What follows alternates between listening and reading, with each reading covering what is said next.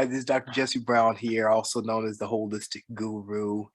And again, I appreciate your being on the call. We're doing this live on September 3rd, 2022, and we'll be doing a call on this Saturday, the 3rd of September, and on the 10th of September as well. Let me move this up a little bit there.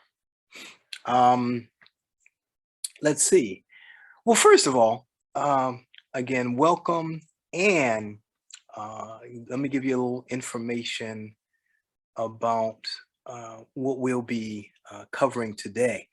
I basically listed this as careers, finding your ultimate career, or you want careers. I guess you could say careers, courses, and commerce. Careers, courses, and commerce.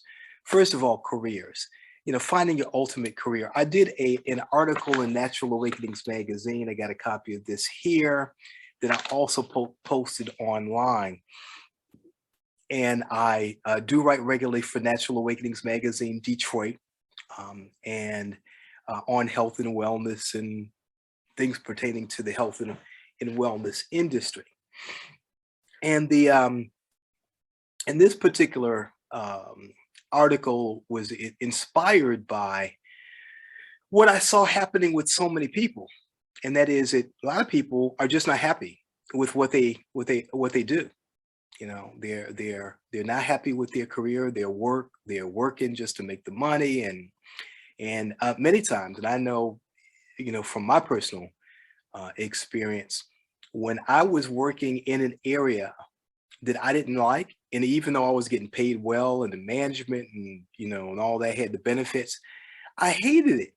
And I think it kills us by degrees. I think that's one of the most unhealthy things that we can do is to have to be at a place 40, many times more than 40 hours a week, and we don't like it. We don't like what we're doing.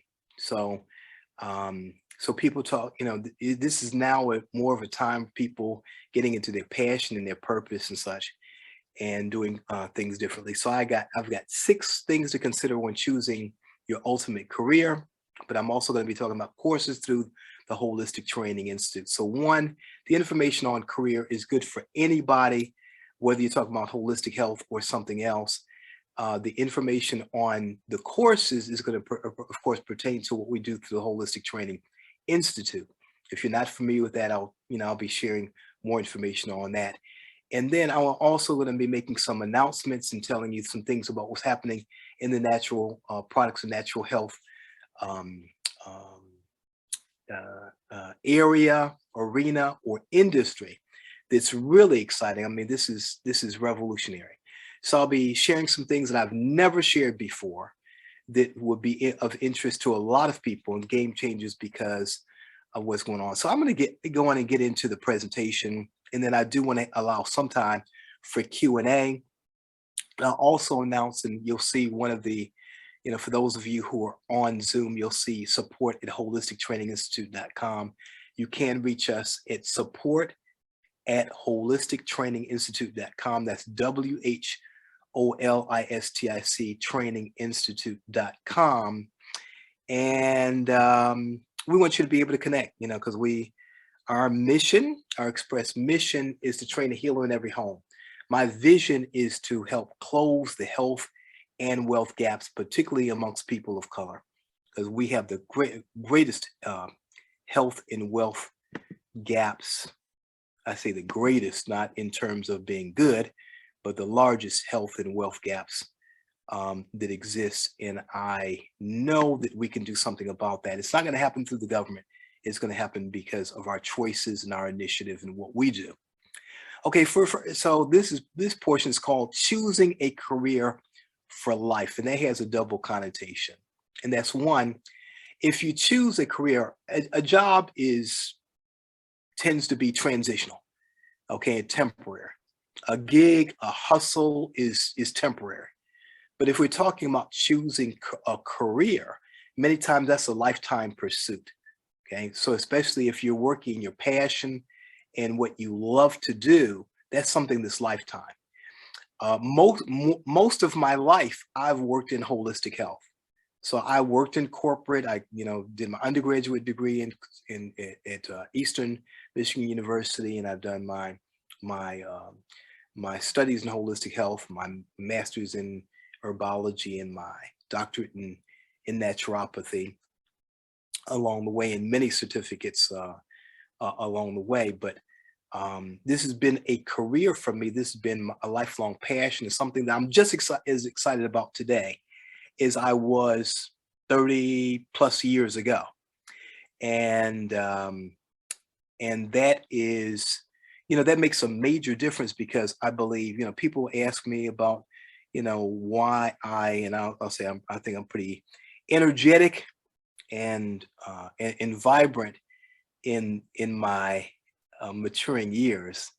And I know that part of that is because of the lifestyle I've chosen, as well as the career and the work that I'm doing. So 6 critical considerations to careers.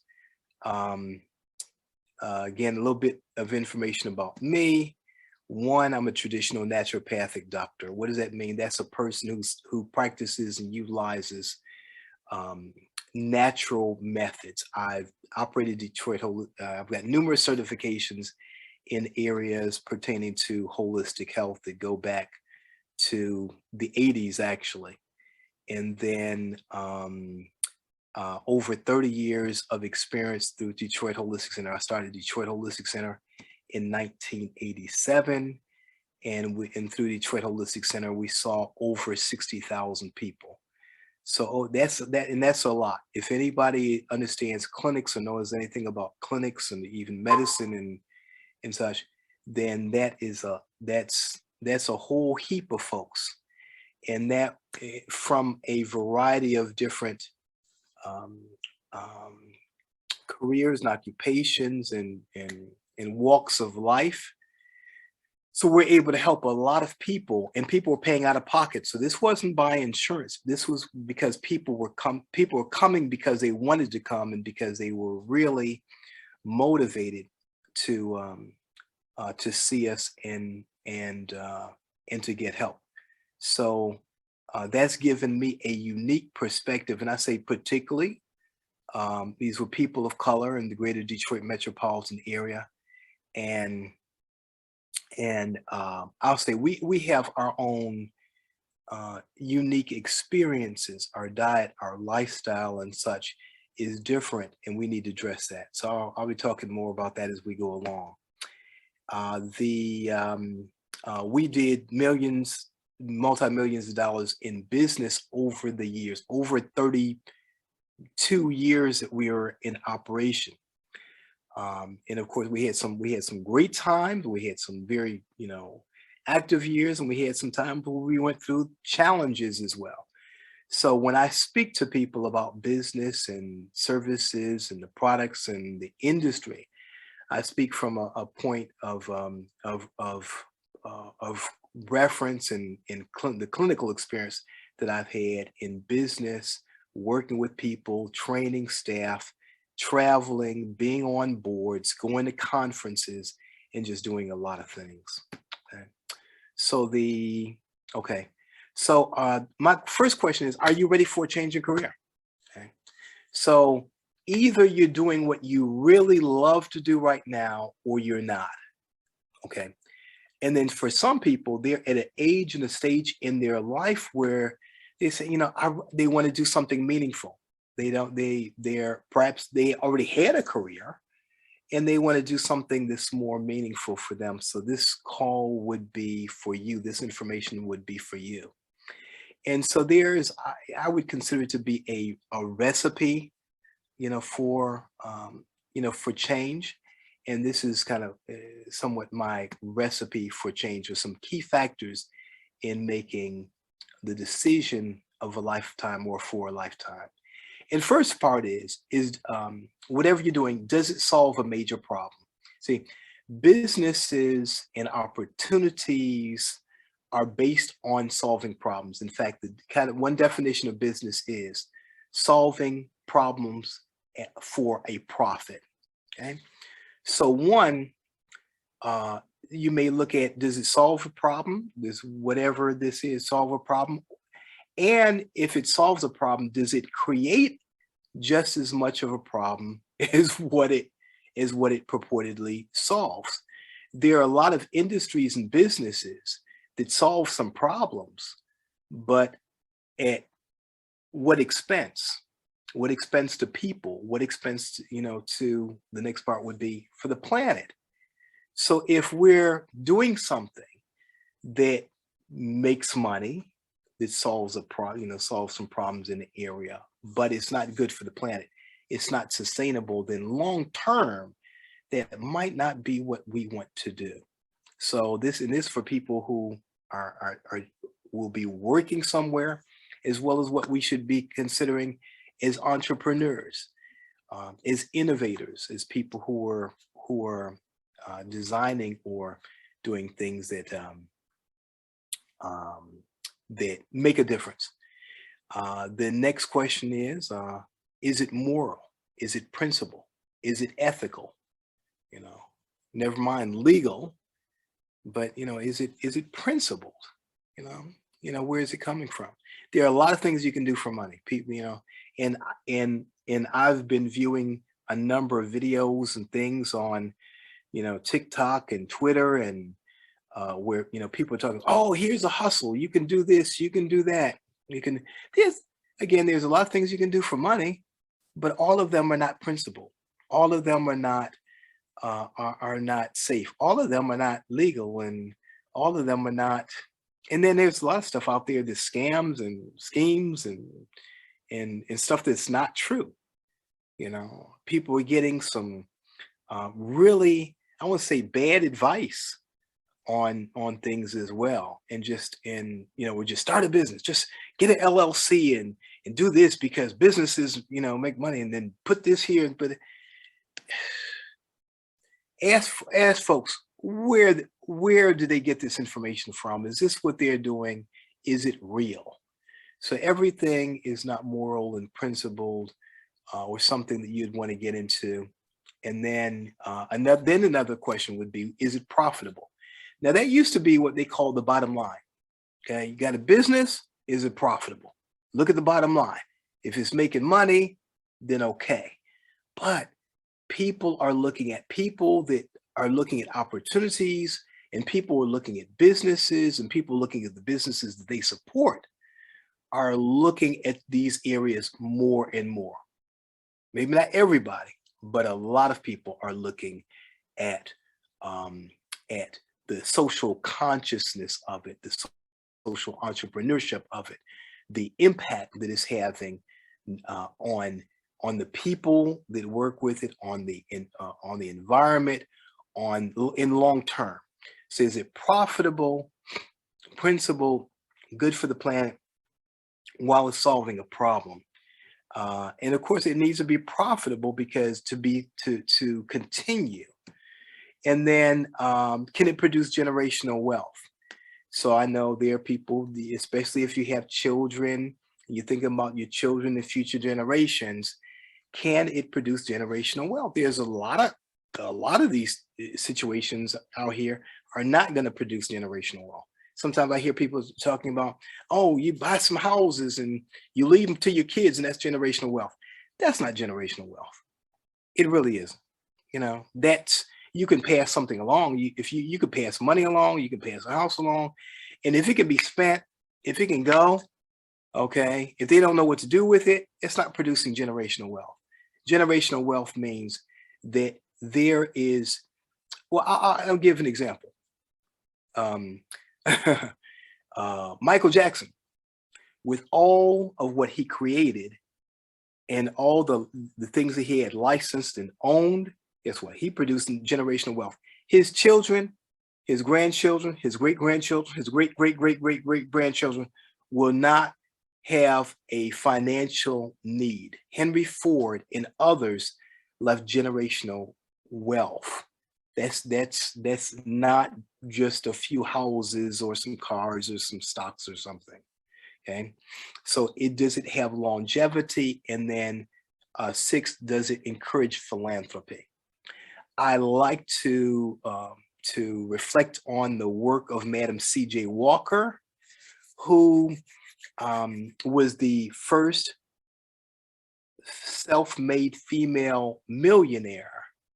And one of the things that she did, and there are a number of other people who are doing that currently as well, but she was philanthropic. She helped to fund other businesses and the movement that was going on at the time to help um, uh, uh, Black people change our circumstances. She was the largest contributor. She gave the largest contributor to the NAACP at the time, and she and so many others contributed to the good. So it's like when something is beyond profitable, and it's helping a lot of people, and we need more businesses like that, then oftentimes philanthropy will be a part of the mission as well. It's like once you got enough to feed yourself, your family, and everything, and once you're set, what do you do? What do you do with the money? How do you invest it? Where do you put the money? And we need more of that, especially in communities of color, especially in the African American community and other communities of color. Now, so I'm going to ask you, what does the future look like for you? So oftentimes, again, a hustle or a gig or something can be short term, but what do things look like in years to come, 5, 10 years from now? What will you be doing? What will your life be like? What's your vision for then? What do what will make you happy or fulfilled in the years to come? How will the world function in 10 or 20 years? What is the impact of there will be on the year on the earth in 10 or 20 years? And what will your offspring's lives be like as well? I'm thinking ahead. And then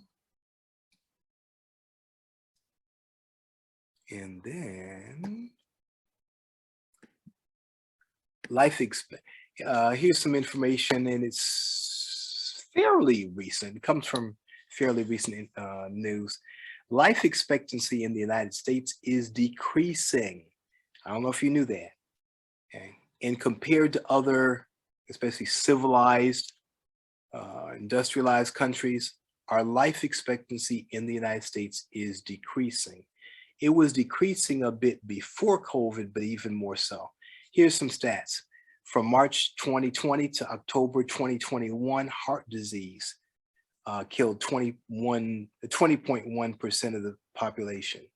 Cancer, 17.5. COVID, 12.2. We hear more about COVID sometimes than heart disease and cancer, but COVID is in there as well. It's been between number 3 and number 5, I believe, over the past few years. Accidents contribute to 6.2% of deaths, and then stroke, 4.7%.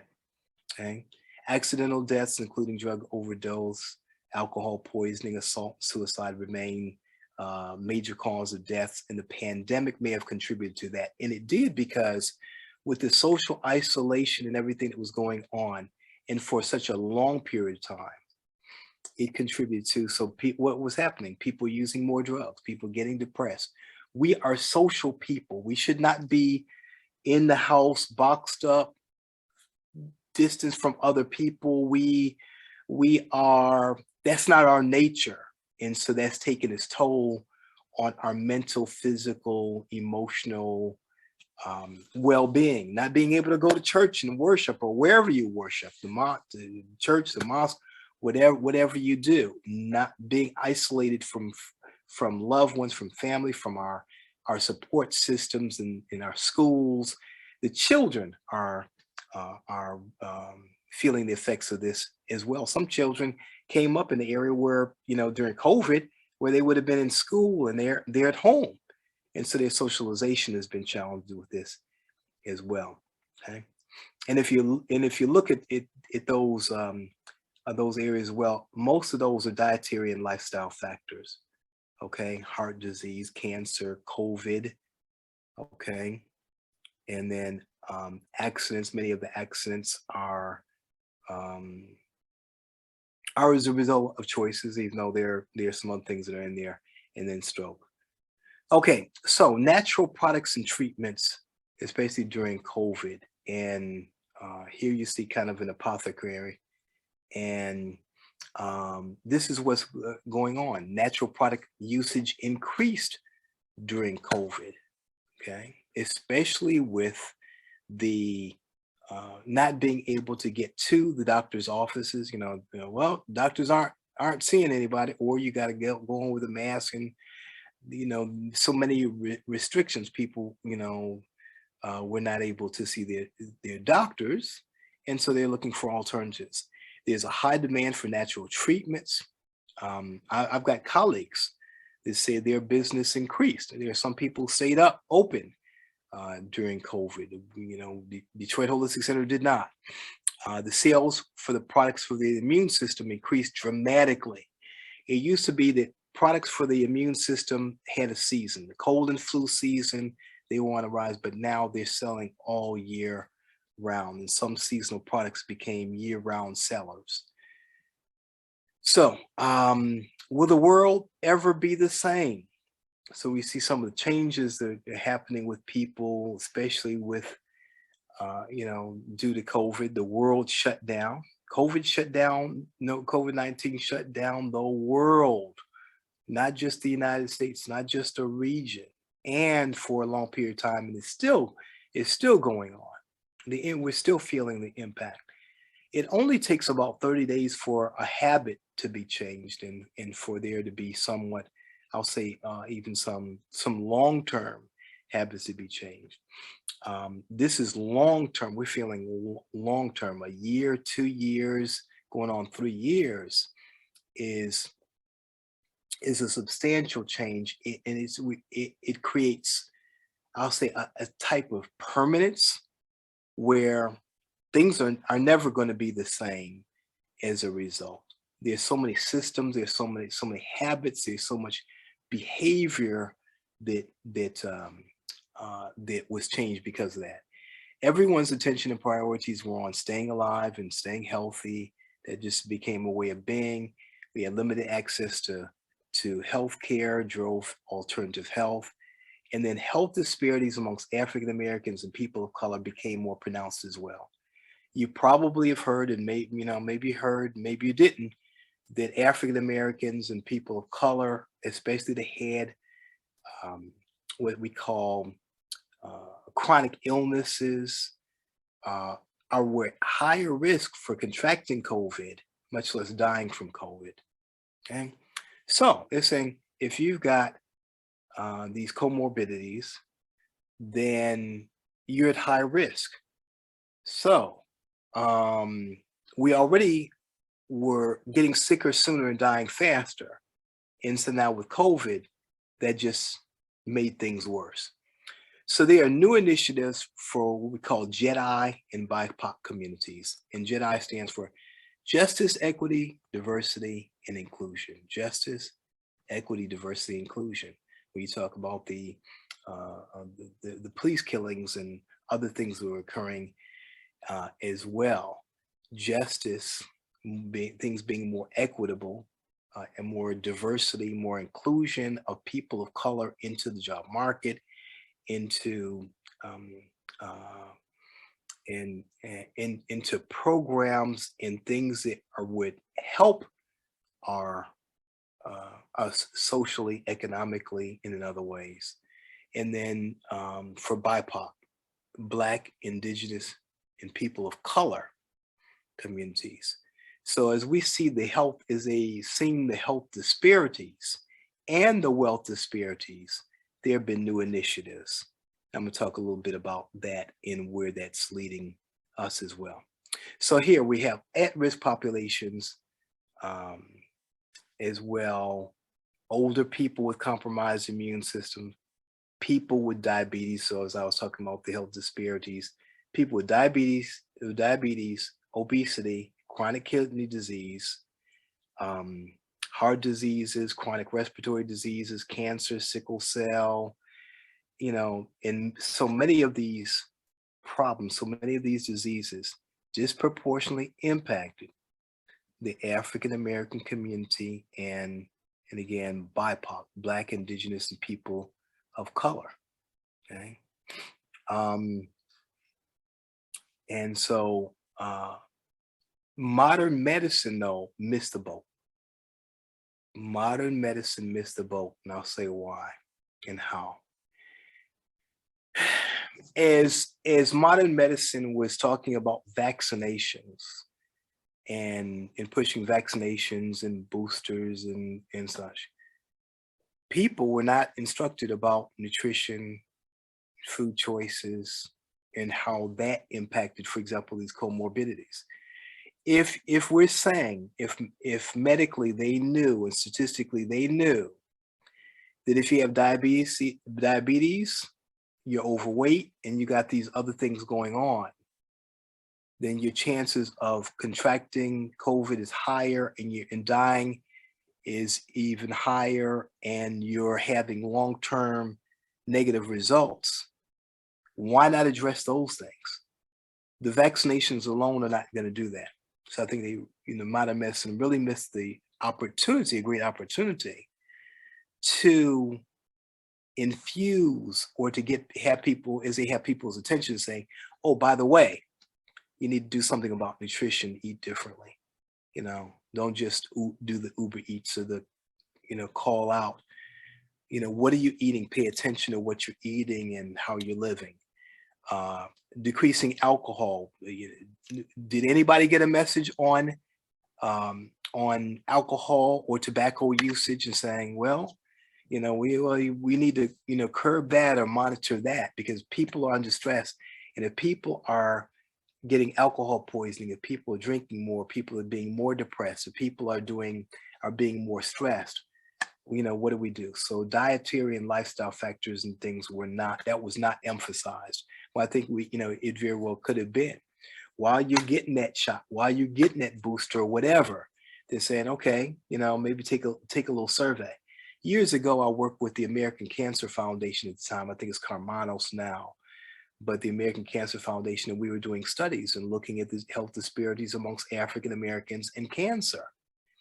And it basically said, most cancers, diet and lifestyle factors. Okay.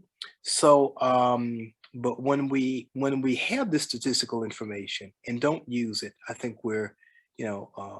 I say we as a system, as a healthcare system, are derelict in our duties. We're remiss in our responsibilities. Exercise and weight management were not emphasized. Stress relief, outlets for mental relaxation were not addressed. The role and function of the immune system was not talked about. Okay. So we talk about COVID, we talk about virus, but not the immune system. And the immune system is essential in terms of whether or not we're going to get sick, not just with cold and flu season, from colds to COVID to cancer, all kinds of things. So I say the answers are in nature. Historically, home remedies brought us through the toughest times and periods in history. Okay, because guess what? My father did not have health care until he went to the service. Okay, my mother did not have. And when I say health care, I mean like health insurance. This is still a relatively new thing, and universal health care or Obamacare and coverage for more people is a relatively new concept, because of just a couple of generations or so ago there wasn't health care, and many of the people, especially those of us African American, people of color, and people from the South, and people who worked on the farms and things, didn't have health insurance. Okay, so home remedies is what worked for the slaves and for the people sharecropping, and for the poor people had to use home remedies. It was inexpensive, accessible. Many people couldn't afford to go to the doctor as they do today, and a lot of that was very successful. Okay, so some people call it old wives' tales, but I call it old wise tales. Nature has provided the greatest opportunities for health and healing. And also the chef is responsible for the health of the community. The person who selects the food and prepares the food is responsible for the health of the community, the family, the community. Okay, starts with the food. So what do we need? We need people in the home to understand food is medicine. So here, this gets kind of gets to the solution or some solutions. People who understand food as medicine, people who have a greater appreciation of the medicinal uses of herbs. The reason why you use cinnamon and honey and garlic, onions, turmeric, cumin, all a lot of things that are spices, they were originally medicines. They were for the preservation of the food. They were used as medicine. And now there's a big disconnect. We're just putting things on there. And sometimes just a lot of salt, which is not medicinal. Um, in the and so but people need to learn that or rediscover that. And that's what's happening. There's a more of a demand for it, there's more of an appreciation for it. And this is what's going to help us day by day. It's not getting a shot once or twice a year or going to the doctor once or twice a year. It's what we do every day, 24/7, 365, or how we are eating, how we're sleeping, how we're resting, moving, what we're doing from day to day. So we need people who understand the way and the ways and are recognizing and coping with stress and depression. See, suicides are up. That's one thing I had mentioned earlier. But suicides are up. Depression is up. You haven't seen people. You see it in the news. People shooting other people, just randomly shooting, and these mass killings is increasing. That's part of the symptom of the stresses that people are feeling, the social isolation. They're we're not hearing about that so much though. They're not saying, you know what, COVID is causing folks to kind of go off the deep end as well. If people are having some mental issues, it's getting even worse.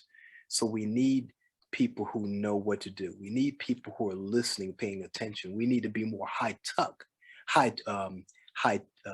touch than high tech.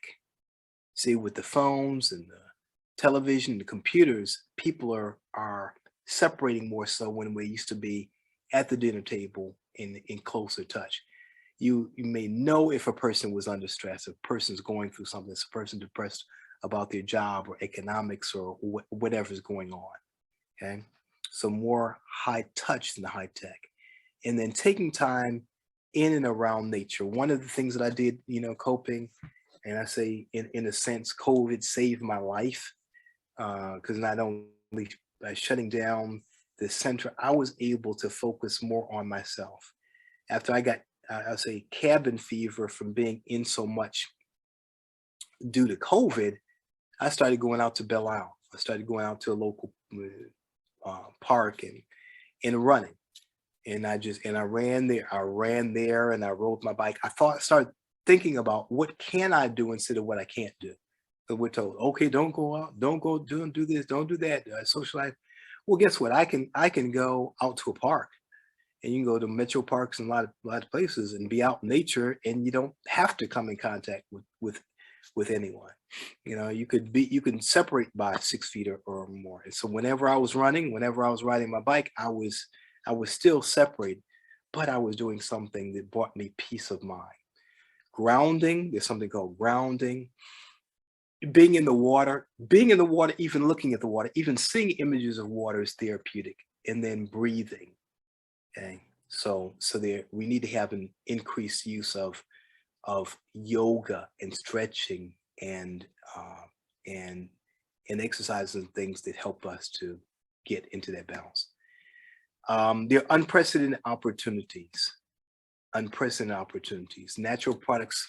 So if as we're looking for careers, we're looking for opportunities to do something that are good for people, good for the planet, good for uh, that are principled, profitable, can be passed along, and um, and philanthropic.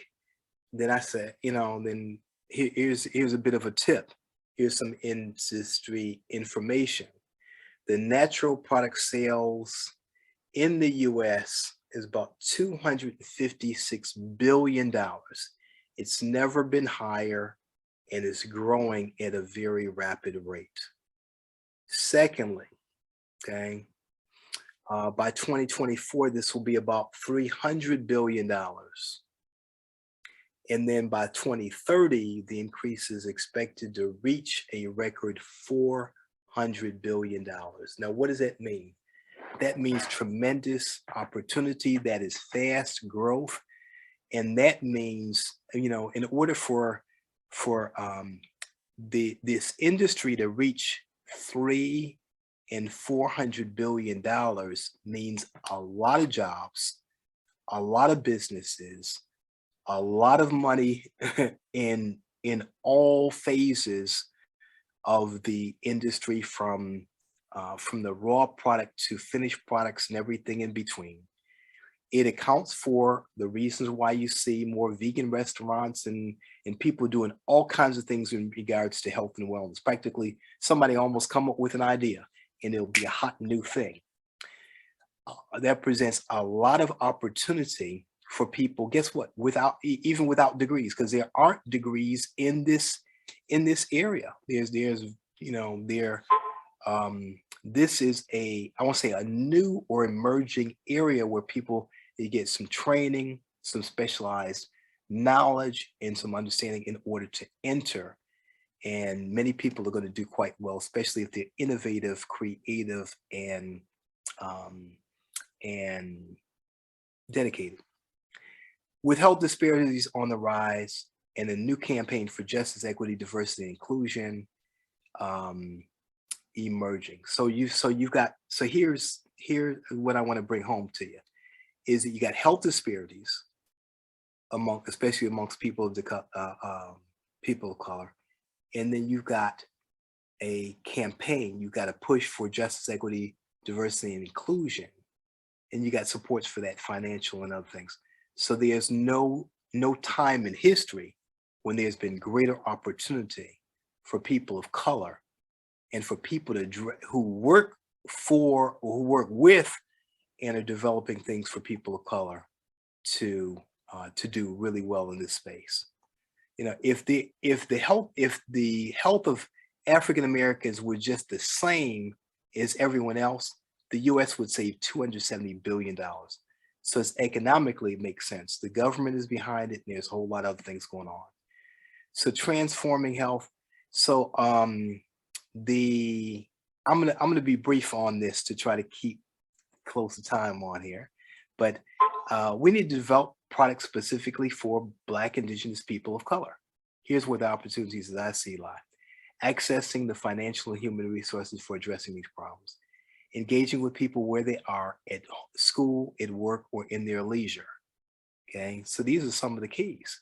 It's not, it's no longer going to be a healthcare system where you have to go to a doctor, get a doctor's office, go to a clinic. Healthcare is going to be where people are. You got to activate, engage people where they are anyway, and then infuse health into the culture, into the music, and into entertainment as well. Ways that people can receive it, ways that people are open to it as well. And then we got to make health or being healthy cool, profitable, and preferred. We're changing the culture. We're innovating. I think you call that disrupting. Okay. And tapping into the 256 to $300 billion markets is a major important thing. As our health is transformed, our wealth will be as well. So just a little bit about the earth. The waters of the earth are her blood, you know, and the trees are her lungs. So what are we doing? We're polluting the water. We're destroying the trees. A lot of industries are making money, but they are destroying the environment. We need to heal the planet. We need to heal people, heal the planet as well. How will the earth breathe? How will she breathe if we take her lungs? The plants are our medicines. And so how will we nourish and heal if we don't have clean water, trees, a healthy environment? We need healers in every home, in every community, all places of work and worship. And another quote is, if there is no enemy within, the enemy without can do us no harm. Okay. When we're strong and fortified within ourselves, within our communities, we can change the world. Okay. So there are opportunities for those people interested in herbology 1 and 2, studying herbs as medicine, studying herbs as for the purposes of helping themselves, their loved ones. Classes are starting on September 13th and 14th on Tuesday and Wednesday.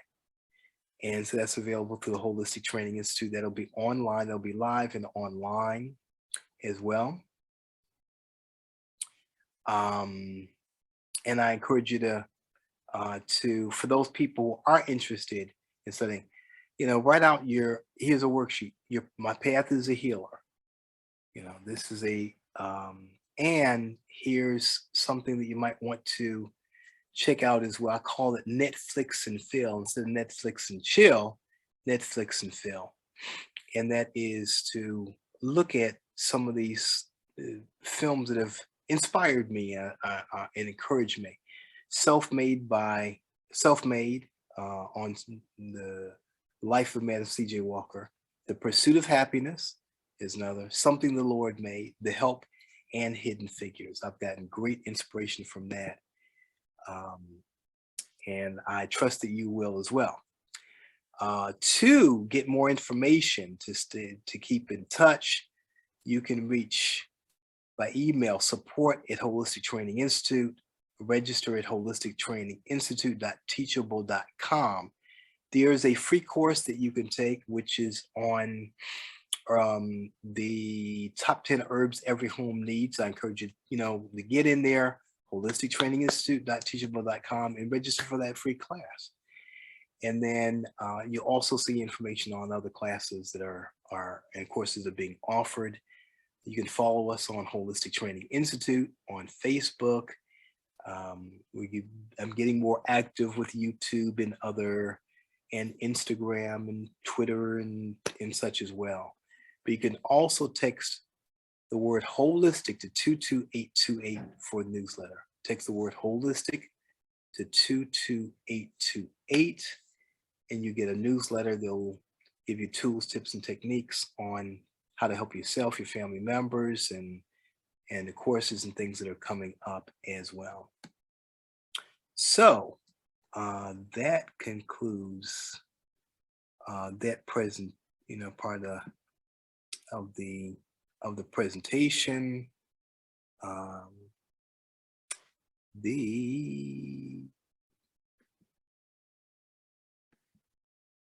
So yeah, the act now. Now it's time to act and take advantage. And you start with a class in herbalism. Be diligent in your studies and sharing. Consistency is key. Have a vision for the future. Never stop learning. Never stop applying. And avoid procrastination. Avoid unqualified opinions from people. People really don't understand this path and the path of a healer in this. Don't be discouraged. This is a growing area. And sometimes our biggest detractor is that negative self-talk that tells you what you can't do, that's in your own brain. Sometimes it's not always from other people. Sometimes it comes from within. All right. Okay, so I know we're on Facebook Live. I believe Mary is monitoring Facebook Live. Are there any questions or comments or anything I need to address from Facebook Live, Mary? You just had a congratulations. You are phenomenal. I think you unmuted, but I don't hear anything. Mary? Okay. I'm trying to, let me see. I'm not hearing you. If you need to put something in chat, you can. If not, I'll continue on. Basically say I want to thank everybody who came, got onto the call. And for those people who, again, if you're interested in courses through the Holistic Training Institute, if you're interested in the work that we're doing, more information on holistic health. One, I'll be doing more videos on YouTube. I'll be doing videos and information on Facebook, on YouTube, and the other social media channels. I am putting out a call for assistance. I need help. Okay, I got subject matter expertise in holistic health, but I can always use some technical support. So many times people who are in the courses get additional help from me, develop a closer relationship with me, and get further insight by working with us, so we can help to fulfill this mission to train the healer in every home, in every family, in every community, not just in the United States, but around the world. This world needs healing. You can see what's going on. If you take a look at the news, you can see the world needs healing. So you got some avenues to reach us and reach out. You can also call 313-473-7776. That's 313-473-7776. So I thank you for your time, and